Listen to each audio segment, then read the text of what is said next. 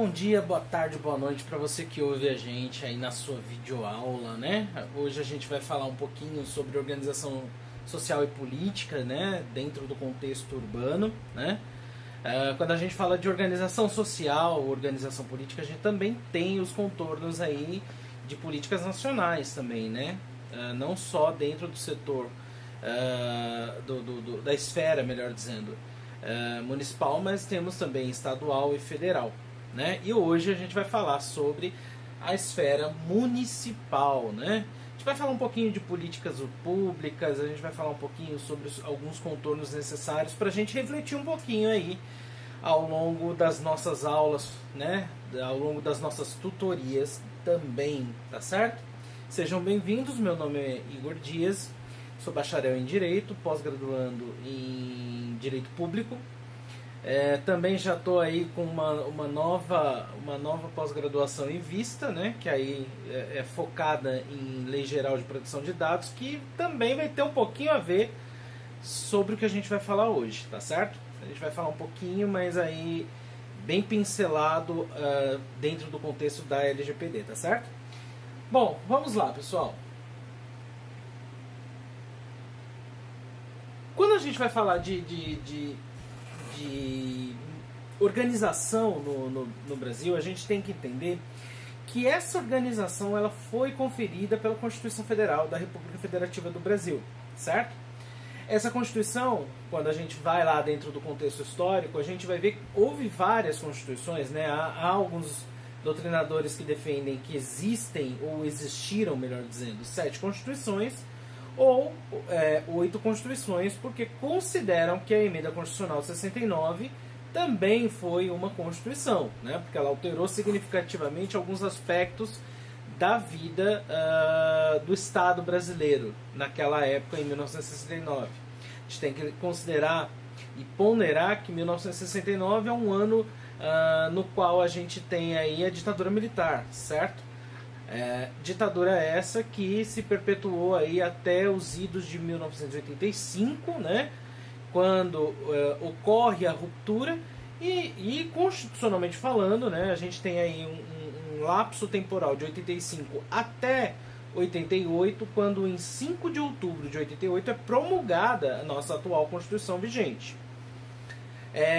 Diga-se de passagem que durante esse período, né, de 1985 até 1988, nós temos aí um importante momento que a convocação, foi a convocação da Assembleia Constituinte, né? E já de cara a gente já tem um marco muito importante, porque a Constituição de 88 dá um status diferido do que era outrora aos municípios. Os municípios passam a ter uma autonomia muito maior, podendo inclusive decidir aspectos que são bem importantes aí dentro do contexto constitucional. A própria Constituição de 1988 ela permitiu aos estados a feitura de constituições, né? E aí a gente tem as constituições estaduais, cada qual com sua constituição. São Paulo com a Constituição de São Paulo, Ceará com a Constituição do Ceará, Sergipe e assim sucessivamente, com exceção de um único ente que é o Distrito Federal. A gente tem que lembrar que o Distrito Federal ele tem uma natureza mista, certo? Igor, como assim? A natureza do Distrito Federal ela é mista por conta de um detalhe. Ele tem competências estaduais e ele tem competências municipais. Tanto é que até mesmo na questão de tributação ele tem essa distinção. Porque ele pode, né, o Distrito Federal pode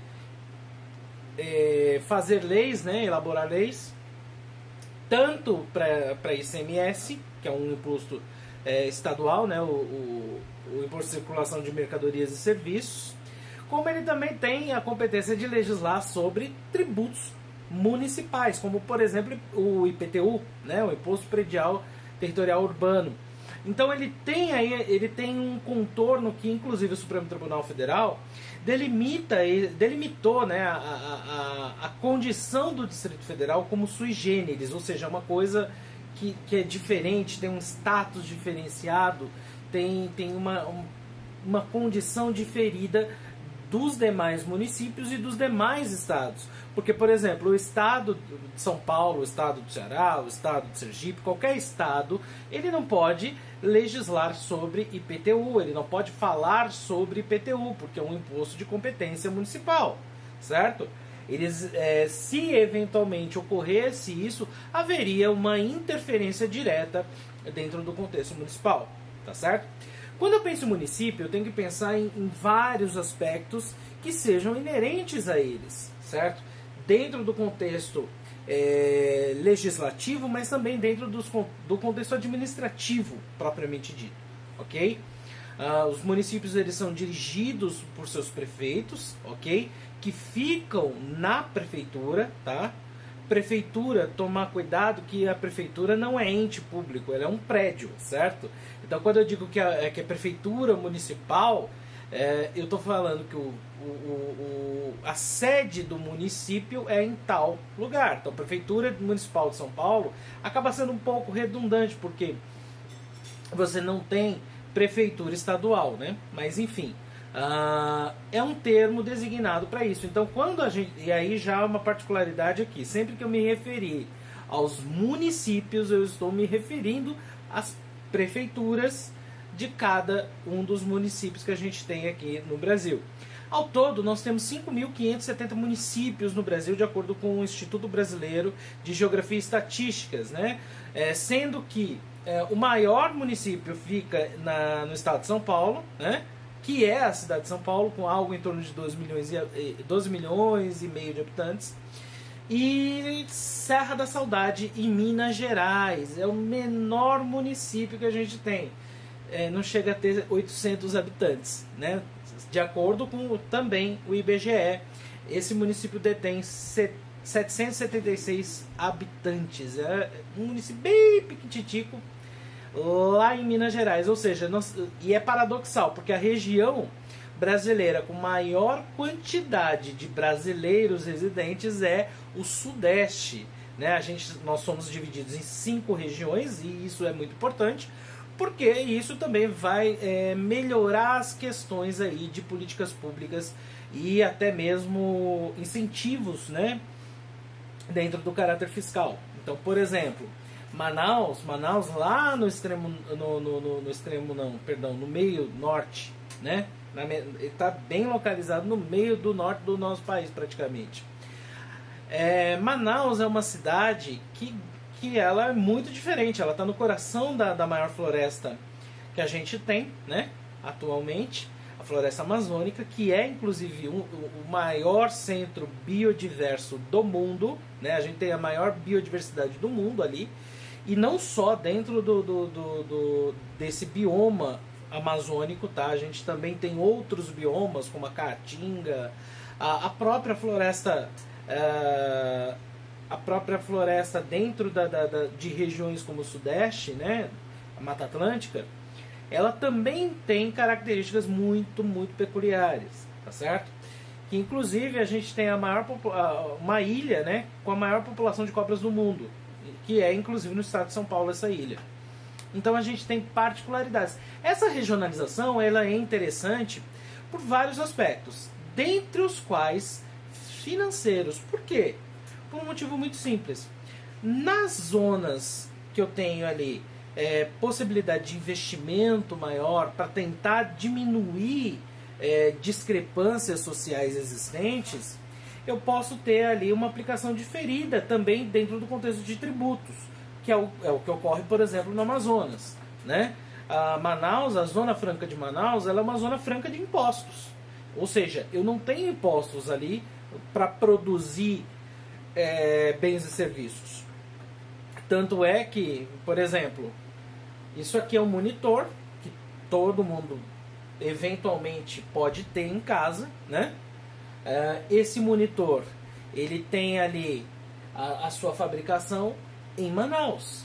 E aí nós vamos, ao longo de toda a cadeia produtiva, comprando, adquirindo não só monitores, mas monitores, celulares, entre outros artigos que a gente tem dentro do nosso polo industrial, tá certo? E isso tem o condão de gerar desenvolvimento para aquela região. Manaus, desde 80, salvo engano, desde 88, é uma zona livre de tributação para que se promova desenvolvimento social naquela região, tá certo?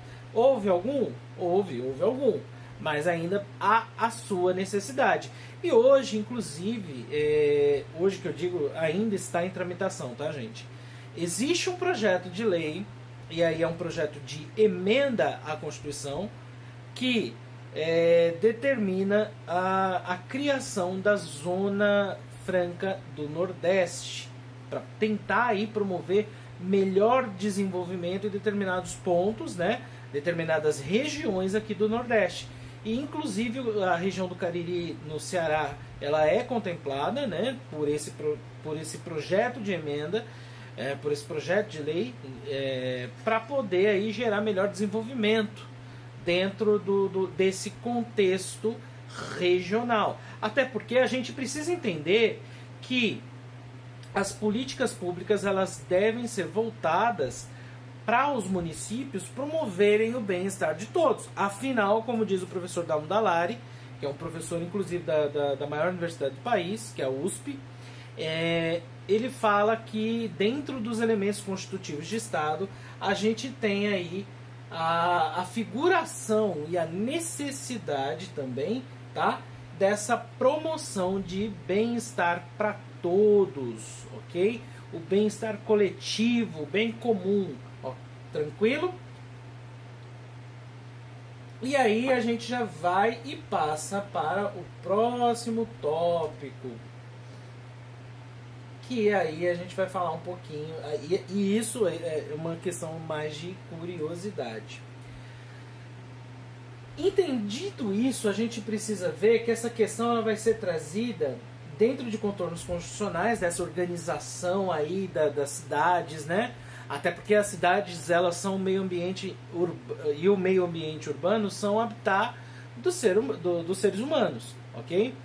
Todas as cidades, todos os centros urbanos, você vai ter pessoas morando, né? A gente não vive mais dentro de florestas, a gente não vive mais dentro de cavernas como historicamente outrora foi e era verificado antigamente. Hoje não, hoje nós temos um percentual muito grande de pessoas vivendo nos centros urbanos. Inclusive, esse êxodo rural, ele não começou de agora, ele começou de muitos anos atrás aqui no Brasil, né? E dentro da história mundial também, porque muitas pessoas migraram para os centros urbanos, né? E isso não é uma característica só nossa, isso é uma característica e uma tendência mundial, tá certo? Quando a gente vai falar dessas características, né, e dessa importância que a Constituição inclusive vai conferir pro meio ambiente urbano, a gente vai ver em 2 artigos, principalmente, 2 questões importantes, que é no artigo 182 e o artigo 183, tá certo? A questão ela vai ser trazida dentro dos contornos constitucionais, ok? Bem como disciplinada pelo Estatuto da Cidade, muito importante isso. Salvo engano é de 2013 ou é de 2015, não me recordo agora, daqui a pouco a gente vai ver, que a legislação pertinente a esse tema, lei infraconstitucional, também existe dentro da sistemática de direito urbano. A gente tem uma área no ramo do direito que trabalha com isso, que é o direito urbanístico, tá certo? No âmbito urbanístico tem, e aí é uma citação de Moura, né, que inclusive quando vocês pegarem o slide vai estar linkado, vocês podem clicar para que vocês sejam direcionados para o site. Ele diz o seguinte, que no âmbito urbanístico tem capital importância por buscar a realização de funções sociais da cidade, permitindo, através de ações governamentais planejadas e coordenadas, porque daqui a pouco eu falo porque dessa ênfase, o oferecimento de bens, equipamentos e serviços públicos capazes de garantir a proprietários, aos moradores e aos usuários dos serviços dos municípios, né, que são ofertados pelos municípios, A realização de moradia, trabalhos, lazer, mobilidade, dentre outros. Então, quando a gente vai falar desse contexto de ações coordenadas, de ações planejadas, inclusive o próprio Estatuto das Cidades e a própria Constituição defendem uma participação também mais coletiva, uma participação da população na decisão, justamente para tentar promover aquilo que a filósofa Hannah Arendt fala de cidadania ativa, ok?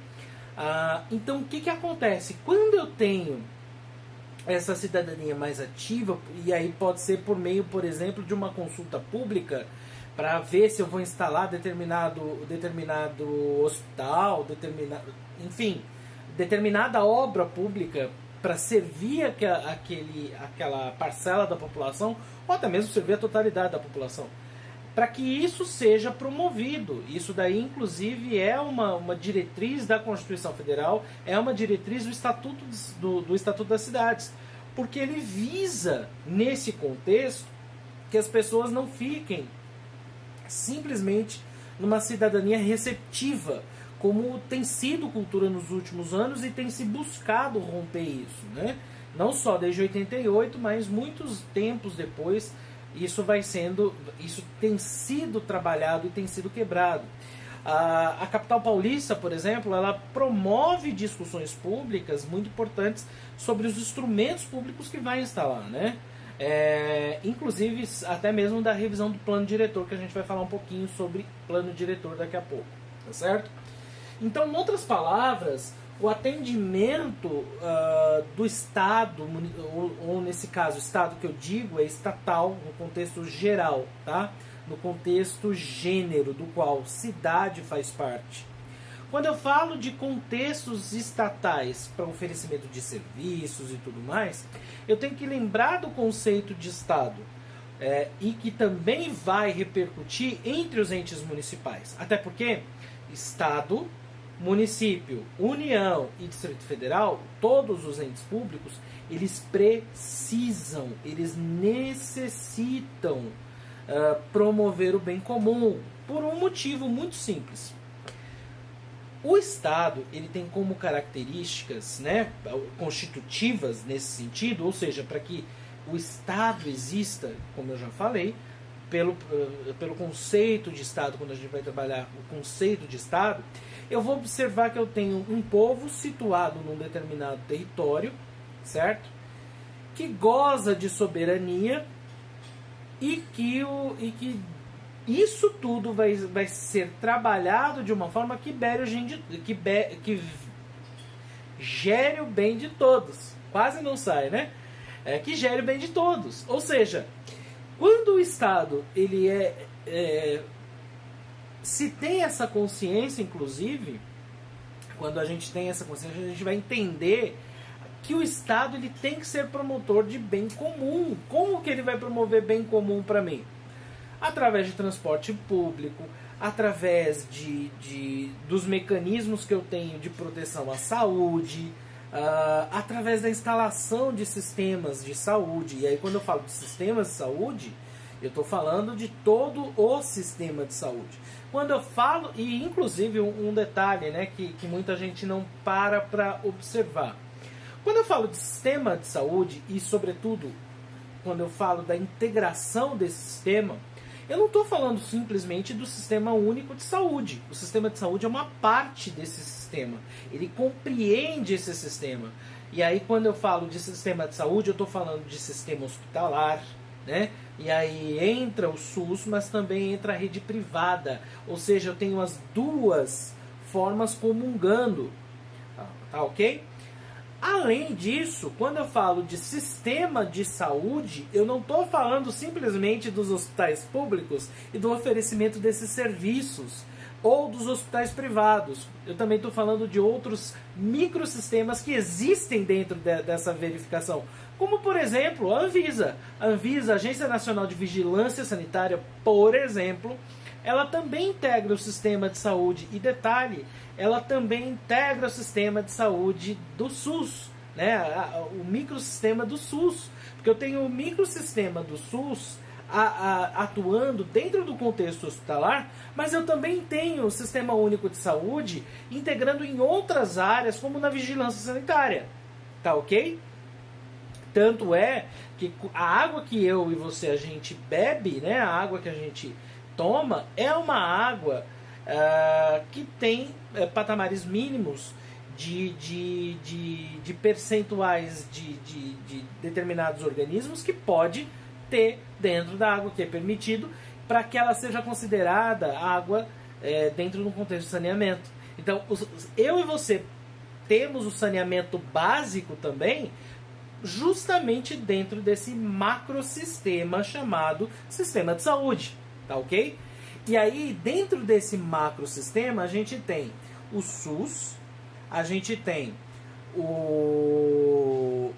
a vigilância sanitária, a gente tem o sistema privado de saúde, a gente tem saneamento básico, tá ok? Tanto é, e dado interessante, o saneamento básico, cada real que eu gasto, cada real, ou seja, a cada um real gasto com saneamento básico, eu economizo pelo menos 5 centavos dentro do Sistema Único de Saúde, dentro dos hospitais públicos. Então, quando a gente fala de saneamento básico, eu também estou falando do sistema de saúde, tá certo? E isso é uma imposição tanto para o município, quanto para o estado, quanto para a União. É dever concorrente e comum deles. Concorrente e comum por quê? Porque existem competências ali dentro do contexto legislativo que são concorrentes e existem contextos que são comuns, tá ok? Partindo desse pressuposto, nós vamos para o próximo tópico. Vamos lá. Quando eu falo também desse contexto de direito à cidade, eu também estou falando de direitos fundamentais. Olha que interessante. Por que eu estou falando de direitos fundamentais? Porque eu tenho direito à liberdade, eu tenho direito à moradia, eu tenho direito à educação. Tudo isso está dentro do sistema de promoção, melhor dizendo, né? Do sistema de promoção de direitos da cidade, dentro da cidade, certo? Então, por isso que a escola ela tem que ser ofertada também dentro do município, ok? É por isso que a saúde também tem que ser. É por isso que o transporte também tem que ser. E detalhe, o transporte público ele vai ser muito disciplinado dentro do município. E aí quando eu digo do município, do contexto territorial, tá? Dentro do território do município, pelos municípios. Quando eu falo de região metropolitana, eu estou falando dos estados. E quando eu falo dentro da esfera federal, né, ou interestadual, melhor dizendo, eu estou aí dentro da competência federal, tá certo? Então eu tenho essas delimitações que precisa ser tomado muito cuidado para se compreender melhor a situação. Então, o Estado ele também deve ser promotor de dignidade humana, ok? Quando eu falo de dignidade humana, eu estou falando em todas as suas instâncias. Dignidade humana na prestação de serviço público, dignidade humana na ideia, e aí até mesmo em contextos de ideologias, né? O Estado ele não pode se embasar numa ideologia em que se promova o justo oposto da dignidade humana. Pelo contrário, ele tem que ser promotor da dignidade humana para todos, irrestrito, seja de corrente A ou B. Então ele tem que promover isso. Além disso, como eu já disse, ele está dentro de 2 artigos na Constituição Federal, que é o 182 e o 183, mais especificamente dentro da sistemática de direito urbanístico. Mas a gente vai ver, por exemplo, nos artigos 21, 22, 23 e 24, até o 30 inclusive, falando sobre as delimitações de competência dos estados, municípios e Distrito Federal, além da União, né? Eu tenho a competência exclusiva da União, eu tenho a competência comum dentro de todos os entes, né, para todos os entes e assim sucessivamente. Então, nesse sentido, a gente vai ver que a preocupação do constituinte originário em promover o bem de todos era presente ali dentro da Assembleia Constituinte. A Assembleia Constituinte se preocupou com o cidadão dentro das cidades. E a própria organização do Estado mostra isso. Porque antes eu tinha determinados organismos que não contemplavam as necessidades regionalizadas, que não contemplavam as necessidades do cidadão dentro das cidades. E hoje, com a Constituição de 88, se voltou muito mais em relação a outrora, né, a essas necessidades, tá certo? E aí, dentro desse contexto de competências, olha só que interessante. Dentre outros mecanismos, o município tem que fazer o plano diretor. O que é o plano diretor? Ele é como se fosse um protocolo de intenções com força normativa. Olha só que interessante. Porque ele, de certa forma, ele obriga o município a determinados aspectos a buscar uma linearidade dentro de uma política de Estado e não de governo. Ok? Por quê? E isso é muito comum no Brasil. A gente vê que existem muita politicagem e a gente vê que no Brasil ainda existe os contextos de direcionamento para mostrar, olha, essa obra foi o fulano que fez. Não foi o fulano que fez. Essa obra foi o governo municipal que fez dentro das suas competências enquanto ente público. Foi o ente público que fez, não foi o prefeito fulano de tal. Foi o município, foi o Estado, foi a União Federal, tá certo? Outro aspecto importante para a gente falar, né, dentro desse contexto que aí está também delimitado lá no artigo 182. Compete aos municípios, né, buscarem a efetivação do direito à propriedade, porém também existe o dever do município de dar destinação social a ela. Ou seja, se eu tenho um imóvel que simplesmente não cumpre a sua função social, a própria legislação determina que seja dada destinação social. E como é que é feito isso? Se pode avisar para o prefeito, para o proprietário, melhor dizendo, né? O município ele vai informar para o proprietário daquele imóvel que aquele imóvel está vazio. Se ele não der destinação a esse imóvel, pode se alugar. Ele já cumpre uma função social quando ele aluga, ok? Ou então pode se residir, pode emprestar, né? E aí faz um contrato de mútuo sem nenhum problema, tá? Mas tem que ser dada a destinação. Pode arrendar, inclusive, né? Então, olha só. Então, essa função social da propriedade ela tem que ser cumprida. E isso é uma preocupação que não deriva só na Constituição Federal. Isso também vai ser observado na Europa. Isso também vai ser observado em outros estados nacionais, né? Como por exemplo, e aí eu vou citar exemplo a Europa, porque isso vem muito a calhar nesse momento. Eu vi certo dia, um anúncio de imóveis vendidos a €1. €1. Ou seja, algo em torno de 5, 6 reais. €1. Por quê? Dando destinação social ao imóvel. Então, o proprietário ele vai adquirir, mas ele também tem a obrigação de dar destinação social. Ou seja, ele vai ter que reformar o imóvel, ele vai ter que destinar o imóvel para uma moradia, para alguma coisa. Tá ok? Além disso, eu também tenho que determinar, e aí dentro desse contexto, né, promover o parcelamento de educações compulsórias. O município ele tem esse dever também, né, fazendo desapropriação, fazendo tudo o que for possível para que a função social seja cumprida, ok? Inclusive ele pode fazer essas desapropriações mediante, inclusive, ao pagamento de indenização por isso.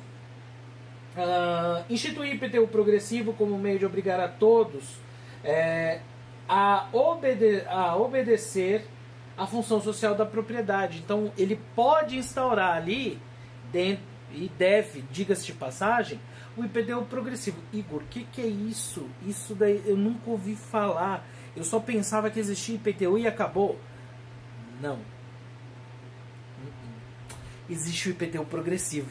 O IPTU progressivo é o seguinte: se eu não dou destinação ao meu imóvel, ok? Eu, município, vou lá e cobro do proprietário. Falo, olha, isso, óbvio, tudo tem uma solenidade para isso, tá bom, gente? Eu estou simplificando aqui, mas tem uma solenidade.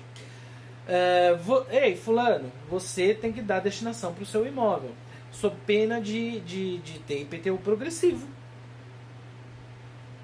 E agora, se o proprietário simplesmente não fizer nada, o ente municipal depois vem de novo, ó. Vamos lá? Vamos fazer? Eu vou aumentar o teu IPTU. Ele vai aumentar até um determinado momento que ele vai ser obrigado a fazer o parcelamento e a distribuição das edificações e dar a destinação social necessária para o imóvel que está inativo, que está sem uso, ok? Então vamos lá. Entendido isso, o IPTU progressivo é o seguinte: eu ponho o IPTU é de, sei lá, 1% do valor venal do imóvel, né? Para todo mundo, para toda uma região. E aí eu tenho um imóvel, eu, Igor, tenho um imóvel que eu não dou destinação. Aí vem o ente municipal e fala, ó, eu vou aumentar a tua alíquota para 2%, porque você não está dando destinação social. Aí eu começo a pagar 2% também. Aí vem novamente, não faço nada, tô nem aí, tô cantando aquela música da Luca, da Leca, como é que é?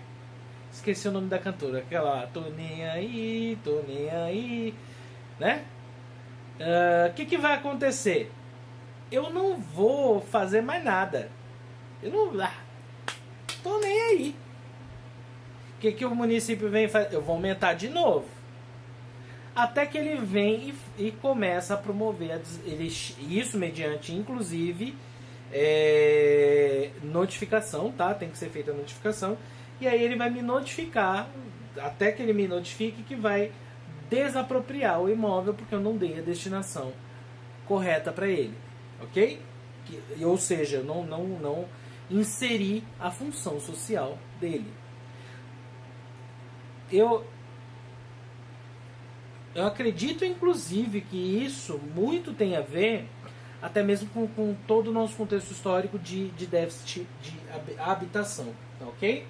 Além disso, as desapropriações com indenização. Então, aí, quando eu falo dessas desapropriações com indenização, mais especificamente, aqui eu estou tendo um tipo de desapropriação compulsória, ok? No sentido de que não deu destinação, né? E acabou. Então, eu estou pegando para mim Estado para promover a feitura de alguma coisa. Quando eu falo de desapropriações com indenizações, aqui propriamente dito em espécie, eu vou ter uma característica particular, que são aquelas desapropriações para fins públicos, para fins de obras públicas, ok? Então eu vou fazer uma obra pública, então eu vou desapropriar o imóvel, ok?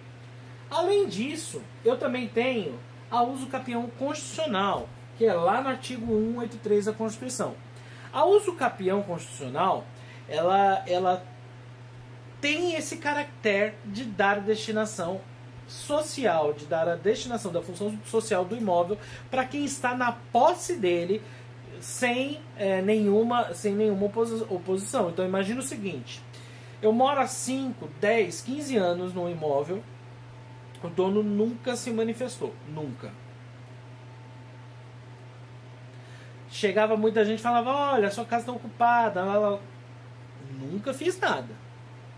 Depois de um tempo, né, e aí eu não estou falando só da uso capião do artigo 183. O Código Civil também me delimita quais são as outras hipóteses de uso capião. A gente tem uso capião de 2, de 5, de 10 e até 15 anos, dependendo da situação. Então a gente vai ter aí a possibilidade da transmissão da propriedade. Porque a partir do momento que eu adquiri a propriedade por uso capião, acabou. O antigo proprietário perdeu. E não preciso ter nenhum título. Basta que eu esteja na posse do imóvel. E aí eu tenho como comprovar isso, juridicamente falando, por meio de vizinhos, por meio de fotos, documentos, alguns documentos, por exemplo. Quando eu falo de justo título, eu estou falando de contrato, por exemplo. Tá? Então eu não preciso ter um contrato. Eu posso simplesmente chegar e ajuizar uma ação, ou ainda a outra hipótese, que foi trazida inclusive com a reforma do Código de Processo, a uso capião extraordinária, que ela é feita no cartório. Eu não preciso sequer ajuizar uma ação, tá ok? E isso tudo se dá em virtude de se promover a função social, de se promover o bem comum, ok? Então vamos lá. Então qual é o intuito da Constituição Federal? Determinar essa função social da propriedade. Por que isso? Igor, por que motivo isso? Muito simples. Imagina o seguinte, eu até já mencionei, vocês vão ver no slide aí, quando vocês receberem, são os exemplos europeus da casa com um euro, é um dos exemplos. Agora imagina o seguinte, o problema que é não ter a destinação sobre determinado imóvel. É grave.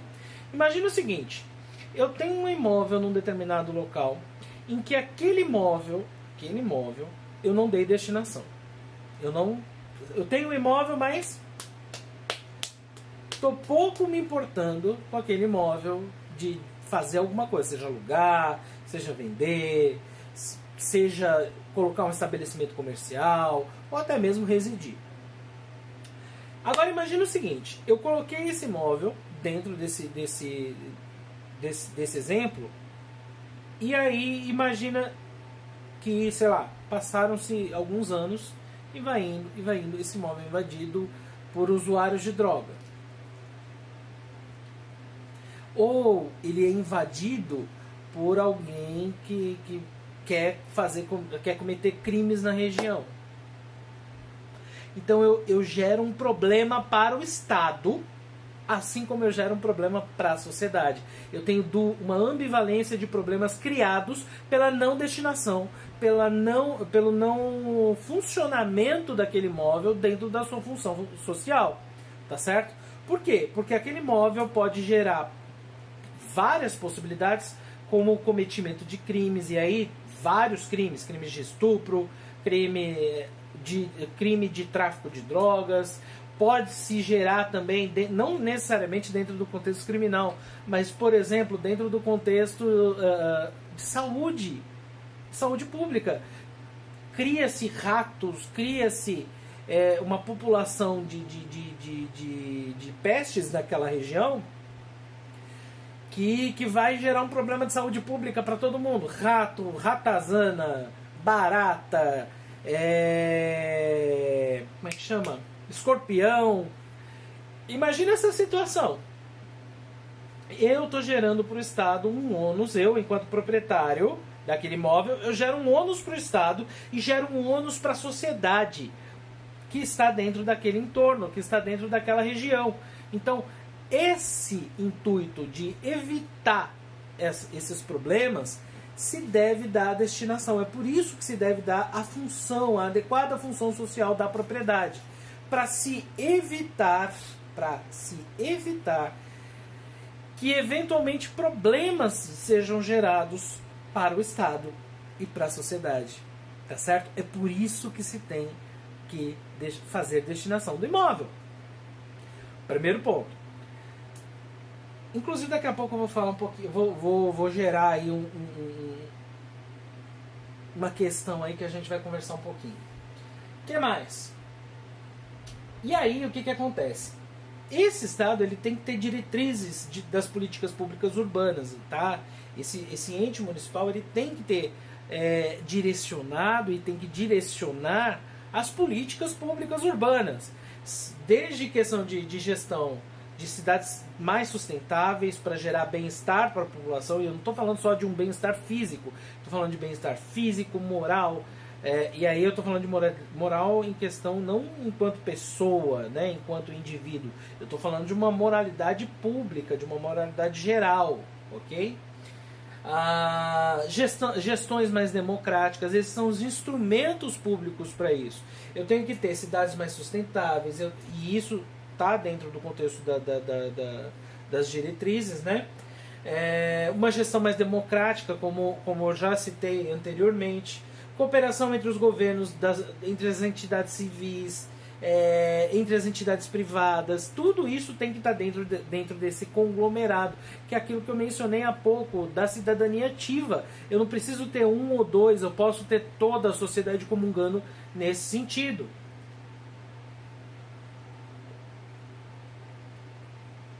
E para isso eu vou ter que ter um plano de desenvolvimento. E esse plano de desenvolvimento ele precisa vir a público, ele precisa ser discutido, ele precisa ter aí dentro de um contexto uma participação social. Porque quem melhor do que a população daquele município ou daquele bairro para se discutir aquilo que é mais essencial? Por exemplo, é mais essencial que eu instale um hospital ou de repente uma clínica de especialidades naquele bairro, né? Isso daí pode variar, isso é muito relativo, porque eu posso ter a necessidade de uma clínica muito mais até do que de um hospital, porque de repente no centro da cidade eu tenho um hospital mega, né? Como acontece, por exemplo, em São Paulo, que tem vários hospitais gigantes, como é o hospital, por exemplo, das clínicas, que deixa assim, todo mundo, quem vai lá se perde. Dentro do hospital, eu não estou nem falando nas ruas. Dentro do hospital a gente se perde nos corredores, isso é muito comum. E aí a gente está sempre pedindo informação. E aí fica a dica, né? USP e administração do Hospital das Clínicas. Um GPS de dentro do hospital. Então o que acontece? Quando eu vou falar desse planejamento, eu também falo de gestão. Eu também falo desses contextos de gestão, que são de suma importância, que são de extrema necessidade dentro das políticas públicas urbanas, ok? Também falo de ordenação e controle do solo. Então, o zoneamento municipal também é necessário ser observado. Aquela região, a XYZ vai ser uma região industrial, vai ser uma região comercial, vai ser uma zona mista, vai ser uma zona domiciliar, vai ser o quê? Ok? E eu tenho que pensar isso não no sentido de gerar isolamento do polo industrial ou então do polo comercial em relação ao polo doméstico, tá? Até porque eu tenho que entender e compreender também que as cidades precisam ter empregos também dentro das zonas urbanas domiciliares, dentro da zona doméstica, para também se promover melhor mobilidade urbana, para também se promover diversos aspectos aí positivos para gerar qualidade de vida. E aí vamos falar, por exemplo, vou citar aqui um exemplo. Por que eu estou citando muito São Paulo, né? Eu sou de São Paulo, tá, gente? Então eu conheço muito mais São Paulo. E eu moro há 3 anos em Juazeiro. Então algumas coisas de Juazeiro já dá para falar também, mas eu me sinto mais à vontade falando de São Paulo porque é de onde eu nasci, de onde eu sou originário, tá? Peço até desculpa, peço até licença para fazer isso. Até por conhecer mais a realidade da cidade de São Paulo, inclusive dentro de outros contornos, eu me sinto mais à vontade, tá? Então imagine o seguinte, São Paulo é uma cidade que se centraliza demais. Então tudo passa pelo centro, tudo. Imagina o seguinte, eu tenho um metrô que me liga a Zona Leste à Zona Oeste, passa pelo centro. Eu tenho uma outra linha que liga a Zona Norte à Zona Sul, também passa pelo centro. Tranquilo. O erro não é passar pelo centro, ela tem que ter essa integração. Mas por que também não se pensa